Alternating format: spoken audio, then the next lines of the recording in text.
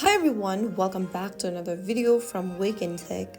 Today in this video, I'm going to be guiding you through how to add a profile picture on Steam application using your mobile device.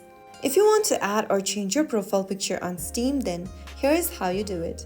Launch open the Steam application on your mobile device and log into your account. Once logged in, tap on your profile picture or the question mark icon at the top right corner from the home screen. Now click on View Profile. Inside View Profile, tap on Edit Profile and then select Avatar. Under Avatar, you can choose your avatar by tapping on Upload your avatar, and then from the options, if you want to take a photo from your device's camera right away, tap on Take a Photo and click a picture for yourself. If you want to add an existing photo from your device's library, tap on Photo Library. Now select a picture you'd like to add as your profile picture. And once done, click on Done, and then you will be able to see your avatar or your profile picture uploaded.